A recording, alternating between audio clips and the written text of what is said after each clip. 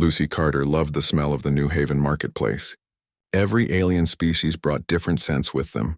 Sweet ones from the Toluvians, sharp metallic ones from the Saurites, and earthy ones from the fungal traders. The 9-year-old girl walked between the stalls with her best friend trotting beside her. Brutus was not like other pets.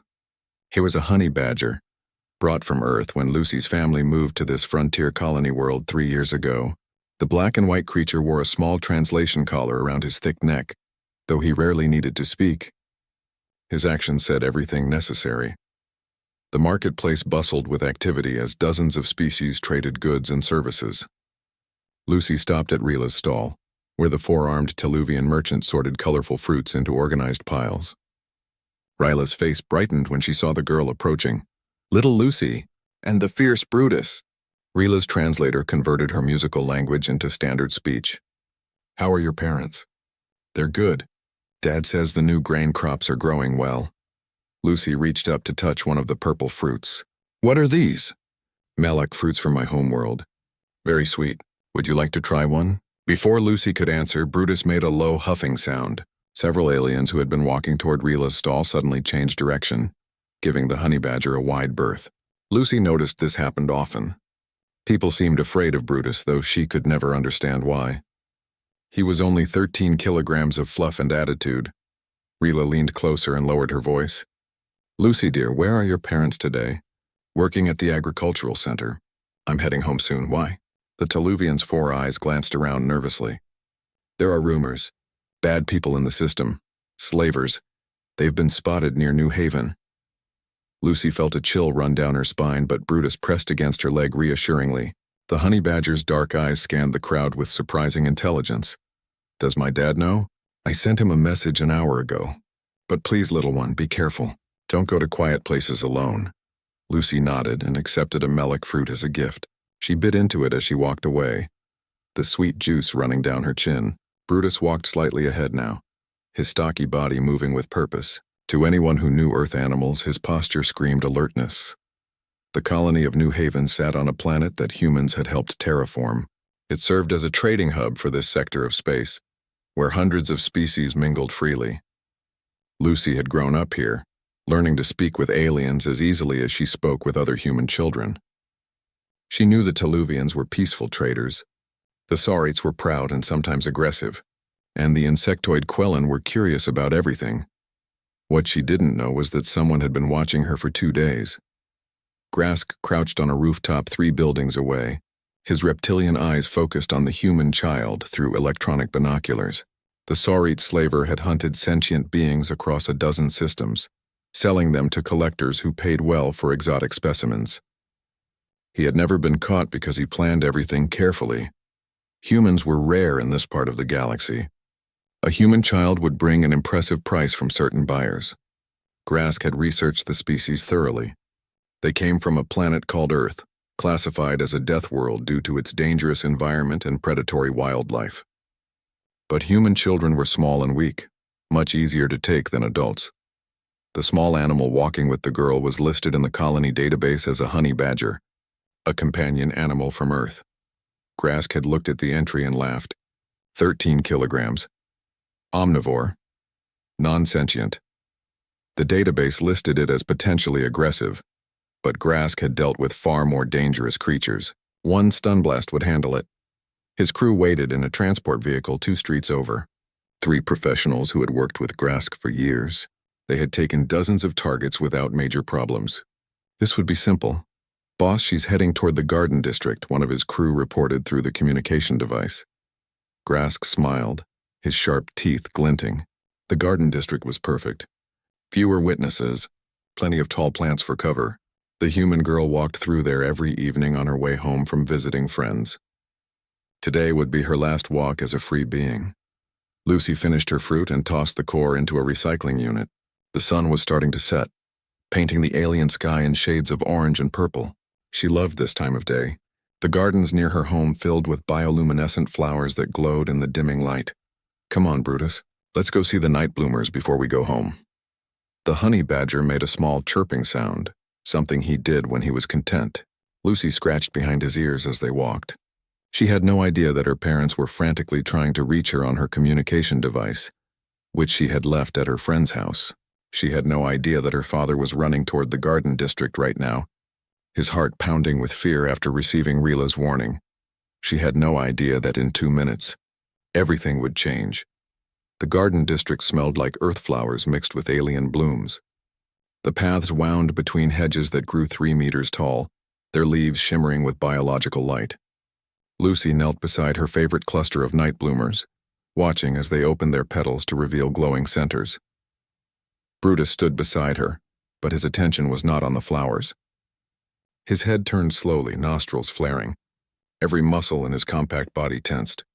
A low growl rumbled in his throat, so quiet that Lucy almost missed it. "What's wrong, boy?" Then she saw the shadow. A tall figure stepped out from behind a hedge, and the evening light reflected off scales and sharp teeth. The reptilian alien held something in his hand that looked like a weapon. "Human child," Grask said through his translator, his voice cold and confident. "You will come with me quietly, and your small pet will not be harmed." Lucy's breath caught in her throat. She wanted to scream, but fear froze her voice. Her hand instinctively reached for Brutus, fingers gripping his thick fur. Grask raised his stun weapon, aiming it at the honey badger. "Last chance.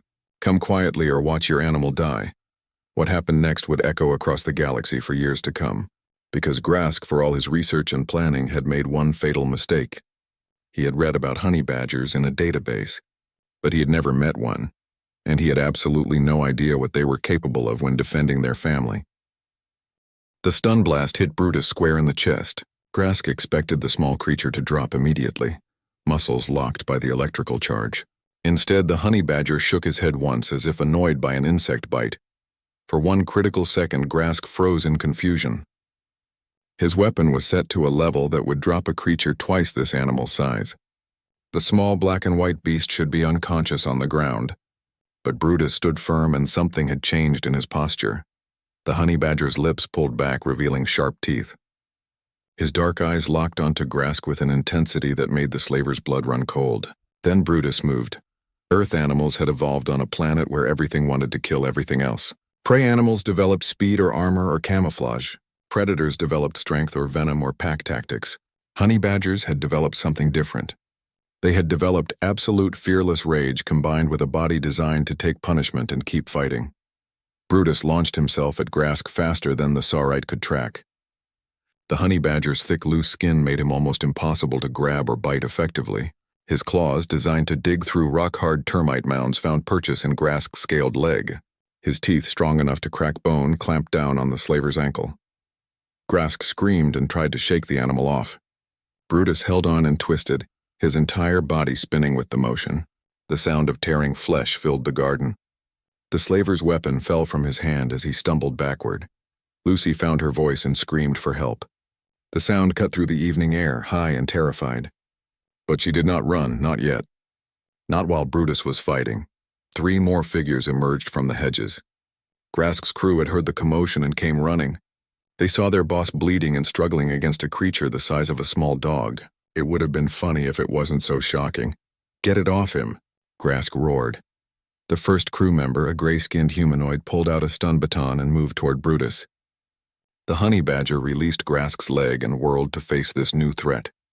The crew member swung the baton down where the animal had been, but Brutus was already moving, too low and too fast. Honey badgers had a fighting style that seemed insane to logical thinking. They went for the most vulnerable spots without any regard for their own safety. Brutus leaped up and caught the crew member's arm, his teeth sinking deep. The alien howled and tried to pull away, but that only made the injury worse. The second crew member, an insectoid with 4 arms, tried to grab Brutus from behind. This was a mistake. Honey badgers had incredibly flexible spines. Brutus twisted in a way that seemed physically impossible and slashed with his claws. The insectoid's face suddenly had 4 parallel cuts across it, one of which barely missed an eye. The creature stumbled back, chirping in pain and alarm. Lucy ran. Her legs finally obeyed her brain's desperate commands. She sprinted down the garden path toward the main colony, still screaming for help. Behind her, she heard sounds that would give her nightmares for weeks. Snarling, screaming. The wet sounds of a predator doing what evolution had designed it to do. The third crew member, showing more sense than his companions, pulled out a projectile weapon. "I'm going to shoot it." "No, you fool." Grask clutched his bleeding leg. "You'll hit us." But the crew member fired anyway. The projectile missed Brutus by centimeters and embedded itself in a hedge. The honey badger's head snapped toward the shooter. For a moment his dark eyes calculated the distance, the threat, the priority. Then he made his decision. Brutus charged the shooter with a speed that defied his stocky build. The crew member fired twice more, panic making his aim wild. One shot grazed the honey badger's shoulder, drawing blood but not slowing him down. Pain meant nothing to an animal bred by millions of years of evolution to fight against creatures that could swallow him whole. The shooter turned to run. Another mistake. Predators chase. It's instinct, written into their DNA by countless generations of hunting. Brutus caught up in 3 bounds and leaped at the crew member's back. His claws found fabric and flesh. His teeth found the base of the neck. Colony security arrived 90 seconds after Lucy's first scream. They ran into the garden district with weapons drawn, expecting to find a dangerous situation requiring immediate intervention. What they found made them stop in their tracks. 3 of Grask's crew members were on the ground, injured and bleeding. 1 was unconscious. The other 2 were trying to crawl away from a 13-kilogram ball of black and white fury that stood between them and the direction Lucy had run. Grask himself was still standing, barely with his back against a hedge. His weapon lay meters away where he had dropped it. Blood streamed from multiple wounds. His professional confidence had been replaced by pure terror. Because Brutus was not done with him yet. The honey badger advanced on Grask slowly now. No more rushing charges. This was personal. This creature had threatened Lucy, had pointed a weapon at his child, had tried to take her away. "Stay back." Grask raised his hands defensively. "Someone control this animal." Security Chief Raymond Park stepped forward carefully, his weapon lowered. He recognized Lucy's honey badger from colony records. He also recognized a protection situation when he saw one. "Everyone remain still," Park ordered his team. Then to Grask, "Did you threaten the human child?" Grask's translator sputtered, his words broken by pain and shock. It's just a child." "The animal went crazy." Park looked at his officers. "Check the security recordings now." One officer pulled out a tablet and accessed the Garden District's surveillance system. The footage was clear. Grask approaching Lucy, the weapon raised, the threat spoken. The attack on Brutus, self-defense, the officer reported. The animal was protecting a minor from attempted kidnapping. Park nodded slowly. He keyed his communication device. "Dispatch, send medical teams to Garden District. Multiple injured. Also inform David and Ann Carter that their daughter is safe." Her companion animal defended her from an attempted abduction. Brutus had not moved during this exchange. He stood 3 meters from Grask, every muscle ready to explode into action again if the threat persisted. Blood matted his fur from multiple small wounds, but adrenaline kept him alert and focused. "Someone get that animal away from me," Grask begged. As if summoned by destiny, Lucy's voice called out from behind the security team. "Brutus!" The honey badger's entire demeanor changed instantly. His muscles relaxed. His teeth disappeared behind closed jaws. He turned and trotted toward Lucy's voice, tail wagging slightly. David Carter burst through the security perimeter carrying his daughter. Anne was right behind him. When Lucy saw Brutus approaching, she wriggled out of her father's arms and dropped to her knees. "Brutus, you're hurt!"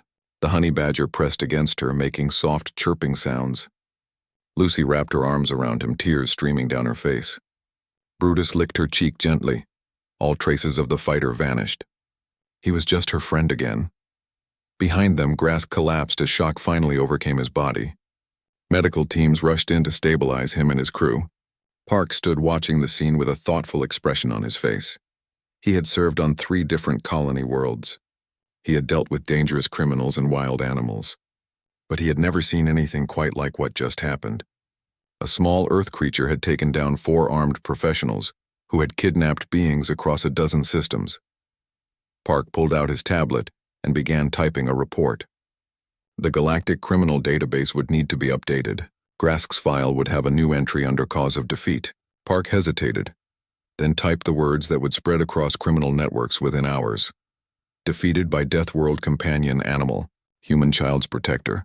Recommend extreme caution when targeting humans. In the garden, as medical teams worked and security recorded evidence, Lucy held Brutus close and whispered, "Good boy. Such a good boy." The honey badger's tail wagged once. Job done, family safe. That was all that mattered. News traveled fast in the criminal underworld. Within hours of Grask's defeat, messages pinged across communication networks throughout the frontier sectors. By the next morning, every slaver, smuggler, and bounty hunter in 3 systems had heard some version of the story. Most didn't believe it at first. Grask had been a legend. 15 years of successful operations, over 200 captures, never caught, never defeated. The idea that he had been taken down by a pet seemed like a bad joke, but the evidence was hard to ignore. Colony Security had released portions of the surveillance footage, and it spread across networks faster than any viral entertainment. Beings across the galaxy watched as a small black and white creature dismantled 4 professional criminals with methodical efficiency. In a dark bar on Station Outreach, 3 bounty hunters sat around a table watching the footage for the 5th time. The station orbited a gas giant 2 systems away from New Haven, and it served as a hub for beings who operated outside galactic law. "Pause it there," one of them said, pointing at the screen. "Watch how it moves. That's not random animal aggression. That's tactical." His companion, a large being with 6 arms, grunted. "It's still just a small creature. Grask must have gotten soft." The 3rd bounty hunter, an older human woman named Diana Webb, shook her head. "You don't understand. That's a honey badger. They're from my homeworld. So, you humans have many animals." Diana pulled up a file on her personal tablet. "Honey badgers are special. On Earth, they fight animals 10 times their size. Lions, hyenas, even buffalo. They don't back down from anything. And that thick skin? It's like natural armor. Bullets can barely penetrate it, and bee stings don't even make them flinch." She swiped through images showing honey badgers on Earth, raiding beehives while being stung hundreds of times, fighting off entire packs of predators, digging through concrete hard ground with their claws. "This animal," Diana continued, "was genetically enhanced for longer life and intelligence, but it kept all its natural instincts. You threaten its family, it doesn't calculate odds or plan escape routes. It just attacks until the threat is gone or it's dead. And honey badgers are really hard to kill." The 6-armed bounty hunter set down his drink slowly. "So what you're saying is..." "I'm saying any job that involves humans, especially human children, just became exponentially more dangerous. Because we don't just have weapons or security systems. We have companions who are loyal to the death, and some of those companions are Death World predators."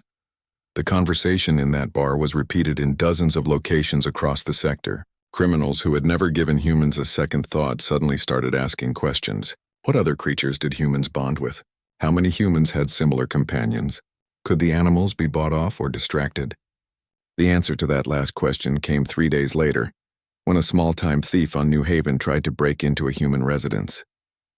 The family had 2 dogs, German shepherds descended from Earth's military and police working lines. The thief ended up in the hospital with multiple bite wounds. Security footage showed the dogs positioning themselves between the intruder and the children's bedrooms, working together like trained soldiers. Another update to the criminal database. Another warning spreading through networks. In the legitimate galaxy, the response was different but equally intense. The Galactic Assembly's Xenobiology Committee called an emergency meeting. Professor Quinn, the insectoid scholar who specialized in predator-prey relationships, presented findings that he had been compiling for years. "We have fundamentally misunderstood human-animal relationships," Quinn explained to the assembled representatives. "We assumed humans kept pets for companionship or aesthetic reasons, similar to how some species keep decorative creatures. But humans actually form genuine emotional bonds with other species, and those species reciprocate." On the display screen, footage played showing humans with various Earth animals, dogs herding sheep and protecting homes, cats hunting vermin and sitting on their owners' laps, horses carrying humans into battle, birds delivering messages and performing complex tasks. "What makes this remarkable," Quinn continued, "is that humans select for traits that enhance bonding and protective behavior. They have spent thousands of years breeding animals specifically to be loyal, to be protective, to be part of the family unit. And on a death world like Earth, that means many of these animals are extremely capable fighters." A representative from the Saurite government, the same species as Grask, raised a clawed hand. Are you suggesting these animals pose a security threat? I'm suggesting they pose a threat to anyone who threatens humans. There's a difference. Quinn pulled up statistics. In the 3 years since humans joined the Galactic Assembly, violent crime against human families has resulted in injuries to the perpetrators in 78% of cases. Property crime against human homes has a 63% injury rate. The presence of companion animals correlates directly with these numbers. Another representative spoke up. But surely we can regulate this. Require humans to register dangerous animals or undergo training. A human representative, Ambassador Liu, stood to respond. With respect, you're missing the point. These aren't weapons we carry. They're family members. My daughter has a dog named Pepper. Pepper sleeps in her bed, plays with her toys, and eats treats from her hand. Pepper is also a breed descended from wolves, Earth's apex predators. If someone threatens my daughter, Pepper will defend her. That's not training. That's love. The room fell silent as the implications sank in. Species across the galaxy had domesticated food animals or used creatures for transportation. But humans had domesticated predators and made them into guardians. Back on New Haven, Lucy Carter sat in her living room while a medical technician checked Brutus one last time. The honey badger's wounds were healing quickly. Another benefit of his genetic enhancements. He tolerated the examination with patient boredom, only showing interest when Lucy gave him a treat. He's healing perfectly, the technician reported to David and Anne. The enhancements are working exactly as designed. He should be back to full health in a week. After the technician left, Anne sat down beside Lucy. Sweetheart, we need to talk about what happened. Lucy hugged Brutus closer. Am I in trouble? Is Brutus in trouble? No, honey. Neither of you did anything wrong. Brutus protected you, which is what he's supposed to do. But things are going to change now. People know about what happened. They're going to ask questions and want to meet Brutus. Why? He's just my friend. David knelt down to eye level with his daughter, because most species in the galaxy don't have friends like Brutus. They don't understand how we bond with animals. They think Brutus is special or unusual. But he is special, Lucy said firmly. He's the best friend ever. Anne smiled despite the serious situation. Yes, he is. But he's also becoming famous. The security footage has been viewed millions of times across the galactic network. People are fascinated by the idea of a small Earth animal defeating dangerous criminals. Over the next week, Lucy discovered what fame meant. Journalists requested interviews. Scientists wanted to study Brutus. Other families with Earth companion animals reached out to share their own stories. The colony's human population felt a strange mixture of pride and vindication. Their choice to bring Earth animals to the stars was being validated in the most dramatic way possible. Rila, the Teluvian merchant, visited the Carter home with a gift.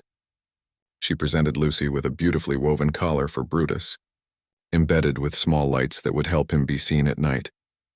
Thank you for showing the galaxy what we already knew, Rila said, kneeling to look Lucy in the eye. That humans bring more than just technology to the stars. You bring loyalty and love and protection. These are rarer gifts than any machine. Lucy carefully fitted the new collar on Brutus, who preened under the attention. The lights glowed softly against his black and white fur. That evening, David received a message from Earth's colonial administration. They wanted to discuss expanding the companion animal program to other colonies. There was also interest from the military about training programs for protection animals. Several non-human governments had inquired about obtaining Earth animals for their own security forces. It's happening, David told Anne, as they watched Lucy play with Brutus in the backyard. Humanity's relationship with animals is becoming our calling card in the galaxy. Anne nodded thoughtfully. Do you think that's good or bad? I think it's honest. We've always been a species that doesn't face the universe alone. We bring our friends with us. Maybe that's exactly what the galaxy needs to see. In the garden, Lucy threw a ball and Brutus chased it with enthusiasm. To the girl and the honey badger, nothing had really changed. They were still best friends. They still played together. They still protected each other. But around them, across the colony and throughout the galaxy, perspectives were shifting. Humans weren't just another species joining galactic civilization. They were a species that brought Deathworld loyalty to the stars. And that changed everything. 3 weeks after the incident, Professor Quinn arrived on New Haven with a delegation from the Galactic Assembly's Deathworld Study Committee. The group consisted of 12 scholars from different species. all experts in biology, psychology, or xenosociology. They had come to understand something that seemed impossible according to their existing scientific models. How did humans create bonds with creatures that should be their predators? David Carter met them at the colony's administration building. He wore his usual work clothes, nothing fancy, which seemed to surprise some of the delegates who expected something more formal. "Thank you for agreeing to meet with us," Professor Quinn said, his translator converting his clicking speech into standard language. "We have many questions about human-animal bonding." "I'll try to answer them," David replied. "But I'm just a farmer. I'm not a scientist or an expert. I just know my family and our pets." "That is precisely why we need to speak with you," Quinn explained. "We have read academic papers and watched footage. But we need to understand the practical reality. How does a human family integrate a dangerous animal into daily life?" David led them to his home, where Anne had prepared refreshments and Lucy had reluctantly agreed to miss school for the day. Brutus lay on his favorite cushion near the fireplace, watching the visitors with lazy interest. The honey badger had fully recovered from his injuries, though a few scars remained under his fur. The delegates arranged themselves around the living room, some sitting on furniture, others standing or arranging their bodies in ways suited to their particular physiology. Several of them kept nervous eyes on Brutus. "Is he restrained in any way?" one delegate asked, a bird-like being with iridescent feathers. "No," Lucy answered before her parents could speak. "Brutus goes wherever he wants in the house. He has his own door to the backyard." "And you're not afraid of him?" Lucy looked genuinely confused by the question.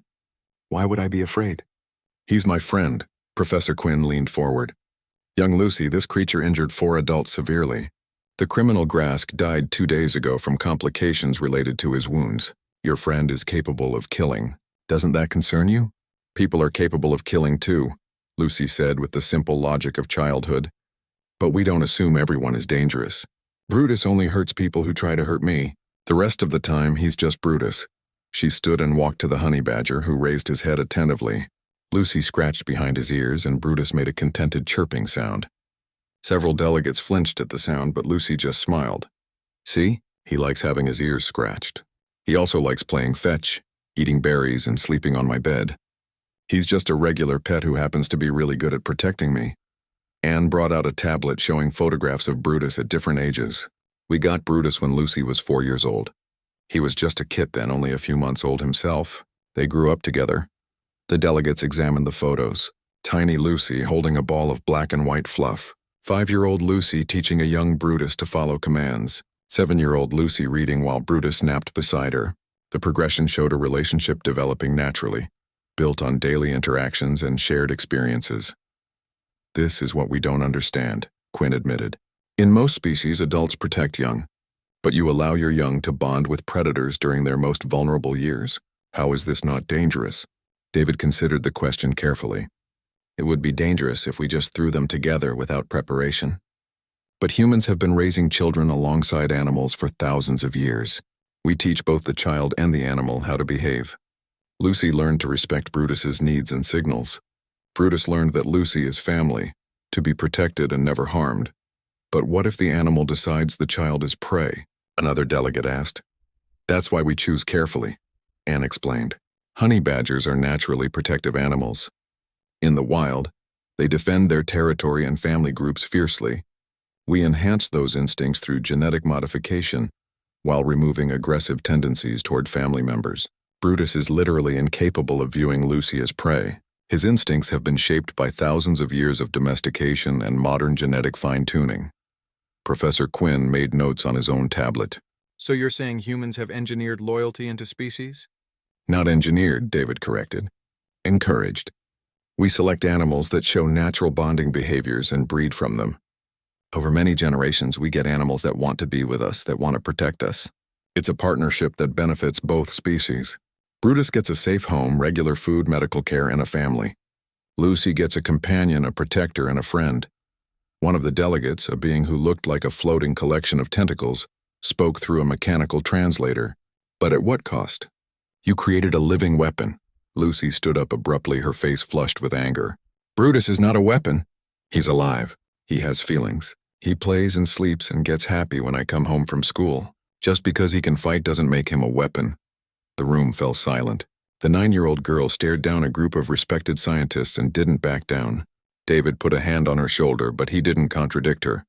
Professor Quinn broke the silence. "You are correct, young Lucy, I apologize." That was an inappropriate characterization. The meeting continued for another hour. The delegates asked about training methods, dietary requirements, behavioral management, and legal frameworks.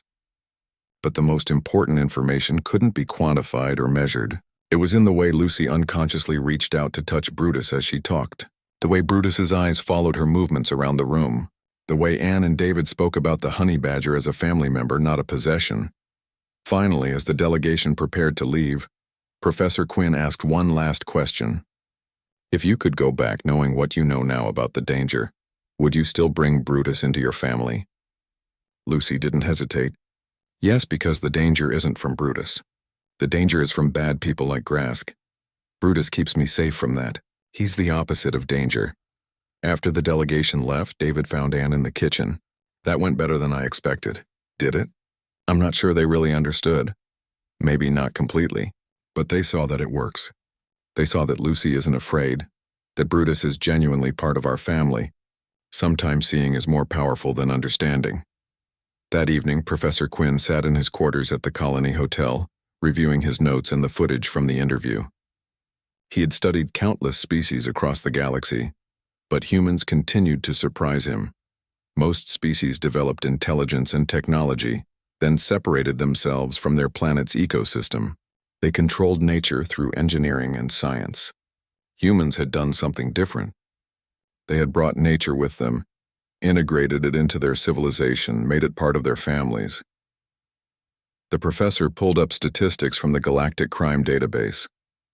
Since the incident with Grask, violent crime against humans on New Haven had dropped by 40%. Other colonies with human populations reported similar trends. Word had spread. Humans had protectors. But more interesting were the requests flooding into Earth's government. 47 species had inquired about obtaining Earth animals for security purposes. 19 colonies wanted to establish companion animal programs. 6 military organizations wanted to discuss training protocols. The honey badger incident had opened a door. Humanity's relationship with animals was no longer just a curiosity. It was becoming a strategic advantage, a cultural export, a way of life that others wanted to understand and potentially adopt. Quinn began writing his report for the Galactic Assembly. He chose his words carefully, knowing that this document would influence policy for decades to come. Humans do not see themselves as separate from their planet's ecosystem. They see themselves as part of it. This fundamental difference in perspective has led to the domestication of numerous species, many of which possess capabilities that rival or exceed technological solutions for similar problems. The bond between human and animal is not merely practical. It is emotional, psychological, and deeply cultural. Any attempt to understand or interact with humanity must account for the fact that humans rarely travel alone. They bring their death world companions with them, and those companions are loyal to the death. He paused, then added one final line. Recommendation: species who value their safety should treat human families as a package deal. To threaten a human is to challenge not just that individual, but their entire bonded group, and death world bonds are not easily broken. In the Carter home, unaware of the galactic implications her relationship with Brutus was creating, Lucy brushed the honey badger's fur before bedtime. Brutus tolerated the grooming with patient dignity, occasionally huffing when she hit a particularly tangly spot. "Good night, Brutus," Lucy whispered as she climbed into bed. The honey badger jumped up beside her, circled 3 times, and curled into a ball at the foot of the bed. His dark eyes scanned the room once before closing. Another day ended. Another night keeping watch. This was what he was born to do. 6 months after the incident, New Haven celebrated its annual Founding Day with a festival that drew visitors from across the sector. The colony had changed in subtle but significant ways. More human families had moved there, bringing their companion animals with them. The marketplace now featured specialized shops selling Earth animal supplies, and everyone noticed that crime had dropped to the lowest level since the colony's founding. Lucy walked through the festival with her parents and Brutus, who wore his light-up collar that Rila had gifted him. Other children waved at her and several asked if they could pet Brutus. Lucy always asked Brutus first, using hand signals they had developed together. The honey badger would either sit calmly, giving permission, or move closer to Lucy, indicating he wasn't in the mood for strangers. Today he was in a good mood. Several children carefully stroked his soft fur, while Lucy explained proper animal etiquette. Never grab or pull. Always let him smell your hand first. And if he moves away, that means he wants space. A young Teluvian child barely reaching Lucy's shoulder watched with fascination. Does he really fight bad people? Only if they try to hurt someone, Lucy explained. Mostly he just eats, sleeps, and plays. The fighting only happens when necessary. The festival's main stage had been set up for various performances and presentations. Colony Administrator Liu took the microphone, her voice projecting across the crowd. Today we celebrate not just our colony's founding, but the diversity that makes New Haven special. We have 43 different species living here in harmony. And we have learned something important this year. Liu gestured to where the Carter family stood. We learned that protection comes in many forms. Security systems, law enforcement, and community cooperation all matter. But sometimes protection comes from unexpected places, from bonds of loyalty that transcend species boundaries. She paused as medical teams wheeled out a display board showing crime statistics. The numbers were stark. A 42% reduction in violent crime. A 57% reduction in property crime. A complete elimination of kidnapping attempts. These improvements began, Liu continued, after one incident showed criminals that New Haven families are protected not just by laws, but by love. The Carter family has agreed to receive a special commendation today for advancing interspecies understanding. David, Anne, and Lucy walked onto the stage. Brutus trotted beside Lucy, completely unbothered by the crowd's attention. When they reached the center, Liu presented them with a crystal sculpture showing a child and an animal standing together. This represents what you've taught us, Liu said. That strength comes in many sizes and courage comes from the heart. Lucy was supposed to just smile and wave, but she had insisted on saying something. Her parents had reluctantly agreed, not sure what their 9-year-old daughter would say to a crowd of hundreds. Lucy took the microphone. Her voice was small but clear. People keep asking me what it's like to have Brutus as my friend. They ask if I'm scared or if it's hard or what special things we do, but I don't think I'm doing anything special. Brutus and I just take care of each other. When I'm sad, he sits with me. When I'm playing, he plays too. And when someone tried to hurt me, he kept me safe. She looked down at Brutus, who sat at her feet watching her with those intelligent dark eyes. I think that's what friends do. No matter what species they are. We take care of each other. Earth animals aren't scary. They're family. And family protects family. That's all? The crowd applauded. Lucy handed the microphone back to Liu and returned to her place with her parents. As they walked off stage, Anne whispered, "That was perfect, sweetheart." But Lucy's words rippled further than anyone expected. The speech had been broadcast across local networks, and within hours it had spread across the galactic information sphere. Billions of beings heard a human child explain the philosophy that had shaped Earth's relationship with animals for thousands of years. Family protects family. On a military academy 3 systems away, instructors added Lucy's speech to their curriculum on human tactical doctrine. On Earth, conservation organizations reported a massive increase in funding from alien donors who wanted to help preserve the species that humans bonded with. On dozens of colony worlds, families requested information about obtaining Earth companion animals. The most significant change happened in places that humans never saw. In the dark stations and hidden bases where criminals planned their operations, new rules were added to the codes that governed illegal activities. Rule 73. Do not target human children. Rule 74. If you see an Earth animal with a human, assume it is trained for combat. Rule 75.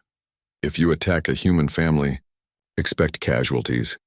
These rules weren't written from kindness or moral awakening. They were written from practical experience. Grask's death had been the first lesson. In the months that followed, 3 other criminals had tried various schemes involving human families. All 3 ended in hospitals, injured by animals that ranged from a German shepherd to a house cat. The house cat incident became particularly famous. A burglar had tried to rob a human residence on a station near the Galactic core. The family's cat, a small orange tabby named Muffin, had alerted the owners and then proceeded to scratch the burglar's face badly enough to leave permanent scars. The burglar had been a professional thief for 20 years and had never been injured on a job before. It was possessed, he told station security. That little demon knew exactly where to strike. Diana Webb, the human bounty hunter, watched these developments with satisfaction. She had retired from active bounty hunting and now served as a consultant, teaching other species about human capabilities and Earth animals. Her services were in high demand. Today, she sat in a lecture hall at the Galactic Law Enforcement Academy, addressing 200 cadets from 40 different species. Earth animals have been shaped by millions of years of evolution in one of the galaxy's harshest environments, she explained. Then humans spent thousands of years selecting the ones who bonded with us, who protected us, who worked alongside us. What you're seeing isn't random. It's the result of the longest genetic and social engineering project in human history. She pulled up images of various Earth animals, dogs of different breeds, cats, horses, birds, even exotic animals like wolves, bears, and big cats that some humans kept in sanctuaries. Each of these species has been modified through selective breeding to enhance specific traits: loyalty, protectiveness, intelligence, and in some cases, like the honey badger, we just enhanced what was already there. Honey badgers were already fearless. We just made them smarter and longer lived. A cadet raised a tentacle. How do we defend against these animals if necessary? Diana smiled grimly. You don't, that's the point. If you're in a situation where an Earth animal is attacking you, you've already made a serious mistake. These animals only attack when their humans are threatened, so the defense is simple. Don't threaten humans, another cadet asked. What if we need to arrest a human criminal who has a companion animal? Good question. The answer is negotiation. Talk to the human. Explain the situation. Most companion animals are trained well enough that they'll obey their human's commands even in stressful situations. If the human tells their animal to stand down, it will. But if you go in aggressively, treating the human as a threat, the animal will respond accordingly. The lecture continued for 2 hours. Diana covered everything from recognizing different Earth animals to understanding their behavioral signals, to proper protocols for interacting with human families. By the end, every cadet understood that the galaxy had changed. Humans weren't just another species to manage. They were a species that had brought a piece of Earth's ecosystem with them, and that ecosystem included some of the most effective predators evolution had ever created. Back on New Haven, the festival continued into the evening. Lucy played games, ate exotic foods, and enjoyed being a normal kid. People recognized her, but they also gave her space. She wasn't a celebrity. She was just a girl with a unique friend. As the sun set and bioluminescent decorations lit up the festival grounds, Lucy sat on a bench eating sweet ice while Brutus dozed at her feet. Other families passed by, some human, many alien, all mixing together in the way that made New Haven special. A Saurite couple walked past, the same species as Grask.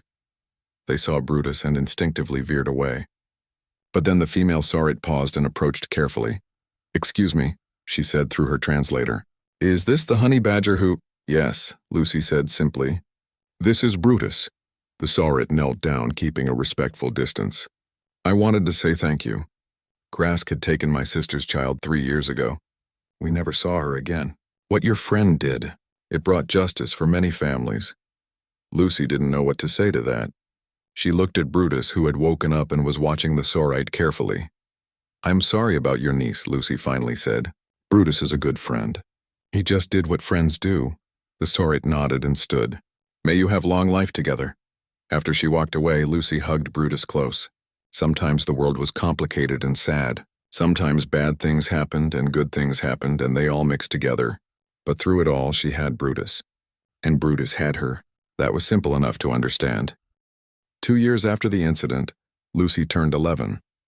The galaxy had changed in ways both obvious and subtle. Human colonies reported increased immigration as families felt safer bringing children to frontier worlds.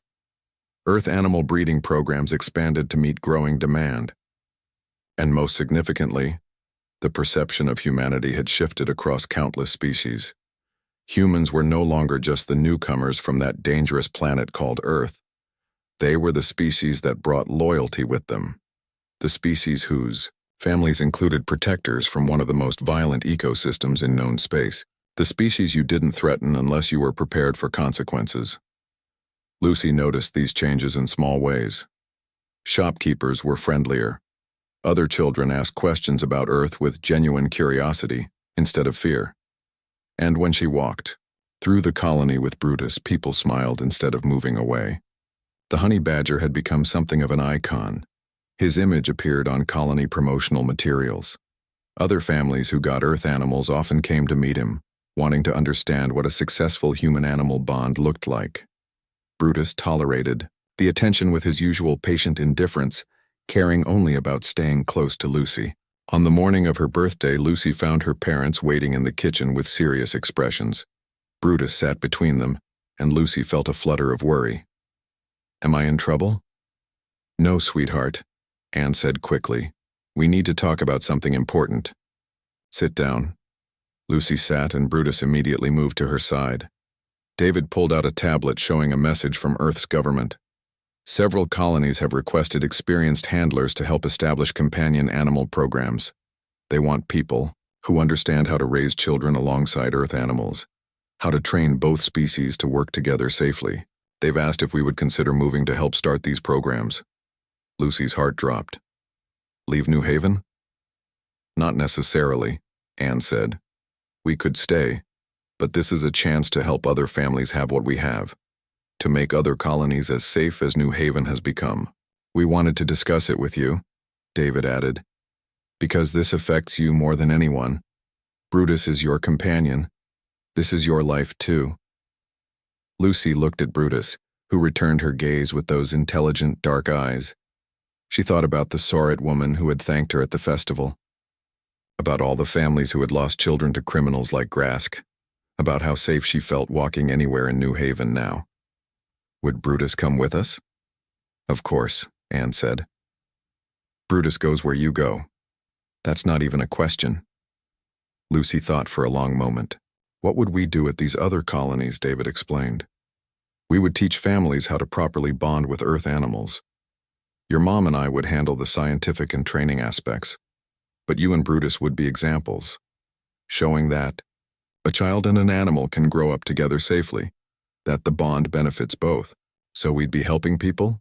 Yes, just like Brutus helped you." Lucy made her decision. "Then we should go. But can we visit New Haven sometimes?" Her parents smiled with obvious relief. "Absolutely. This is home. We'll always come back." 3 months later, the Carter family stood in the departure area of New Haven spaceport.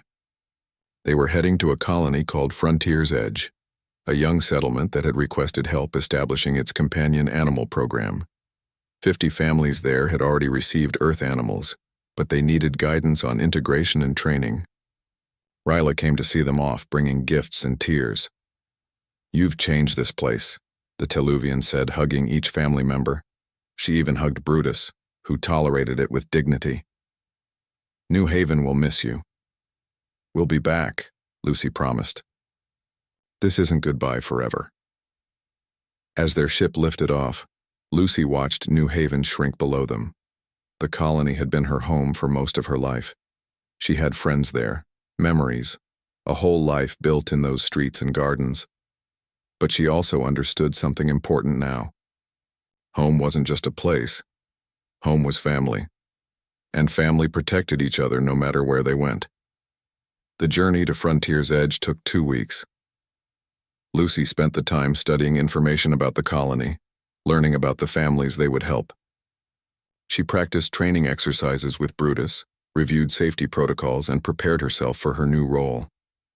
On the final day of the journey, she sat in the observation deck with Brutus on her lap, watching stars streak by in faster-than-light travel. Professor Quinn had sent her a message that morning. He was writing a book about human-animal bonds and wanted to include their story. Lucy read his words carefully. "Your relationship with Brutus represents something that many species struggle to understand. The willingness to be vulnerable with another creature, the trust required to sleep beside a predator, the love that makes that predator into a protector.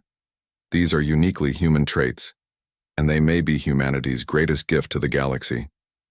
She showed the message to Brutus. He thinks we're special. Brutus yawned, showing all his teeth, then settled back down for a nap. Lucy laughed. To Brutus, none of this was complicated. He didn't care about galactic perceptions or cultural impacts.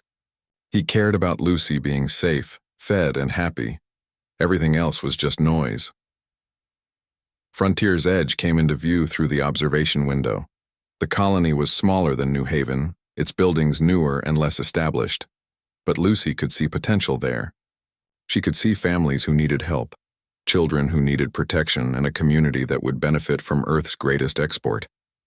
Not technology, not weapons, but the simple idea that different species could be family. David stood beside her, watching their new home approach. Nervous? A little. What if I mess up? What if I teach them wrong? You won't. You know Brutus better than anyone. You know what a real bond looks like. Just show them what you showed New Haven. Show them that love is stronger than fear. The ship docked. The family gathered their belongings. Brutus walked beside Lucy, his new collar glowing softly in the station lights. As they exited into Frontier's Edge, a crowd waited to meet them. 50 families with their new Earth animals. Dogs of various breeds. Cats, a few birds. One family even had a ferret. The animals ranged from calm to excited, but all showed signs of proper bonding with their humans. Children held leashes or carried smaller animals. Adults watched their companions carefully. Lucy looked at them all and realized something. This was what Grask's defeat had truly created. Not fear or intimidation, but opportunity. The chance for families across the galaxy to experience what humans had known for thousands of years. The joy and security of being part of a cross-species pack. A girl about Lucy's age approached with a German Shepherd puppy on a leash. Are you Lucy Carter, the one with the honey badger? Yes. This is Brutus. The girl knelt down carefully, letting her puppy sniff Brutus. The honey badger tolerated the investigation with patient dignity. I'm Sarah. This is Otto. He's only 6 months old. I'm scared I won't train him right. Lucy knelt beside her. Can I tell you a secret? I didn't train Brutus. We trained each other. You learn what Otto needs and he learns what you need. Then you just grow up together, that's all it takes. Sarah looked relieved. Really? That's all? That's all. Love and time. The rest figures itself out. Over the following months, Lucy and her family worked with the Frontier's Edge families. They taught safety protocols and training techniques. They explained animal behavior and warning signs. But mostly, they showed by example how natural the bond could be. Children watched Lucy play with Brutus and learned that their animals were friends, not tools. Adults watched David and Anne work and learned that successful bonding required patience and consistency. The colony transformed as families grew more confident in their relationships with their Earth companions. 6 months after arriving, Frontier's Edge reported its crime statistics. Violent crime down 68%, property crime down 72%, 0 attempted kidnappings. Professor Quinn included these numbers in his book, which became required reading at the Galactic Assembly. Other colonies requested the Carter family's help. Earth's government established a formal program, training other families to do similar work. But for Lucy, sitting in her new room on Frontier's Edge with Brutus sleeping at the foot of her bed, none of the statistics mattered as much as the simple truth she had learned in New Haven's Garden District. When you love someone, you protect them. When they love you back, they protect you too. Species didn't matter. Size didn't matter. What mattered was the bond itself, strengthened by daily care and mutual trust. Grask had learned this lesson too late. He had seen a small child and a small animal and assumed both were weak. He hadn't understood that strength comes in many forms. That a 13-kilogram honey badger could be more dangerous than a weapon when defending family. That a 9-year-old girl could change galactic perceptions by simply being friends with an animal. The galaxy had learned from Grask's mistake. They learned to respect the bonds that humans formed. They learned that Deathworld loyalty was real and powerful. They learned that when you threaten a human's family, you face more than just that human. You face everything they love. And on a death world, love has teeth. Lucy fell asleep to the sound of Brutus's gentle snoring. Outside her window, Frontier's Edge settled into peaceful night. Families slept safely, protected by laws and security systems and community cooperation, but also protected by something simpler and older. Protected by the bonds between species that had learned to call each other family. In the darkness, Brutus's eyes opened briefly. He scanned the room, checked Lucy's breathing, confirmed all was well. Then he closed his eyes again. Another day ended, another night keeping watch. This was what he was born to do. This was what humans had shaped his species to do for thousands of years, and he would do it until his last breath because that's what family meant. That's what it always meant. Across every species and every world. Family protects family. From the smallest honey badger to the largest human, this truth remained constant, and the galaxy was learning to respect it.